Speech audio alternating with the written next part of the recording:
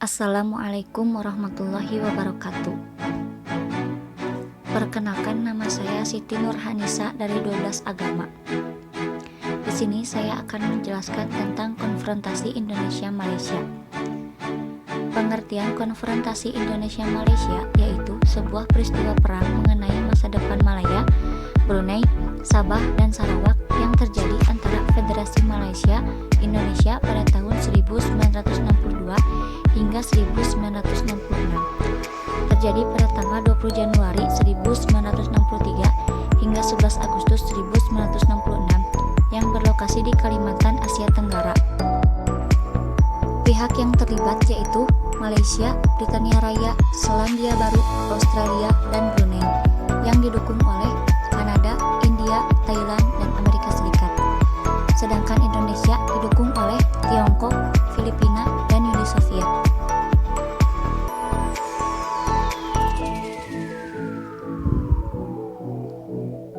Tokoh dan pemimpin dari Malaysia yaitu Tunku Abdul Rahman dan Walter Walker.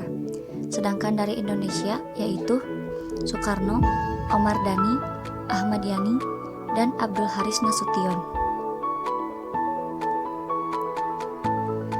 Latar belakang: pada 1961, Kalimantan dibagi menjadi 4 administrasi.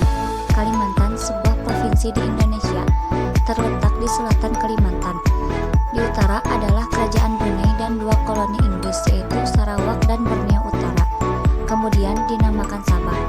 Sebagai bagian dari penarikannya dari koloni di Asia Tenggara, Inggris mencoba menggabungkan koloninya di Kalimantan dengan Semenanjung Malaya, Federasi Malaya, dengan membentuk Federasi Malaysia. Rencana ini ditentang oleh pemerintahan Indonesia.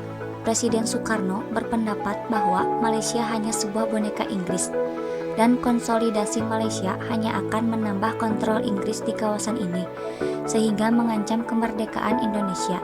Filipina juga membuat klaim atas Sabah dengan alasan daerah itu memiliki hubungan sejarah dengan Filipina melalui Kesultanan Sulu.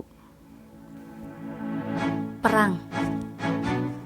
Tanggal 3 Mei 1964, di sebuah rapat raksasa yang digelar di Jakarta, Presiden Soekarno mengumumkan perintah Dwi Komando Rakyat atau Dwi Kora yang isinya petinggi ketahanan revolusi Indonesia, bantu perjuangan revolusioner rakyat Malaya, Singapura, Sarawak, dan Sabah untuk menghancurkan Malaysia. Pada 27 Juli, Soekarno mengumumkan bahwa dia akan mengganyang Malaysia. Pada 16 Agustus, pasukan dari Regimen Askar Melayu Diraja berhadapan dengan 50 gerilyawan Indonesia. Pada 1964, pasukan Indonesia mulai menyerang wilayah di Semenanjung Malaya. Di bulan Mei dibentuk Komando Siaga yang bertugas untuk mengoordinasi kegiatan perang terhadap Malaysia atau Operasi Dwi Kora. Komando ini kemudian berubah menjadi Komando Mandala Siaga atau Kolaga. Kolaga dipimpin oleh Laksdia Udara Omar Dhani sebagai Pangkolaga. Kolaga sendiri terdiri dari 3 komando, yaitu Komando Tempur 1 atau Kopurtu berkedudukan di Sumatera yang terdiri dari 12 batalion TNI AD, termasuk 3 batalion Para dan 1 batalion KKO. Komando ini sasaran operasinya Semenanjung Malaya dan dipimpin oleh Brigjen Kemal Idris sebagai Pangkopur 1. Komando Tempur 2 atau Kopurda berkedudukan di Bengkayang, Kalimantan Barat dan terdiri dari 13 batalion yang berasal dari unsur KKO, AURI, dan RPKAD.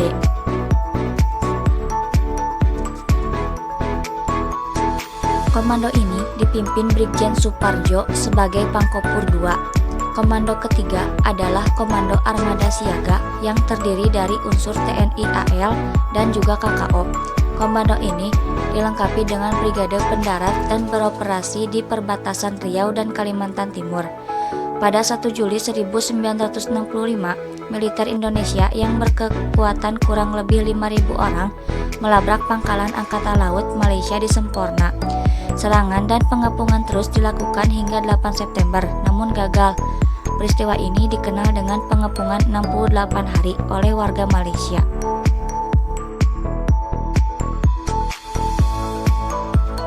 Akhir dari konfrontasi.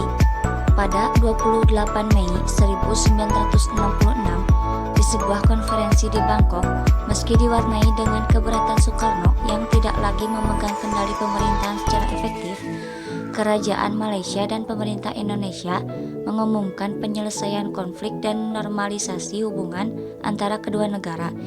Kekerasan berakhir bulan Juni, dan perjanjian perdamaian ditandatangani pada 11 Agustus dan diresmikan 2 hari kemudian. Sekian dari saya. Wassalamualaikum warahmatullahi wabarakatuh.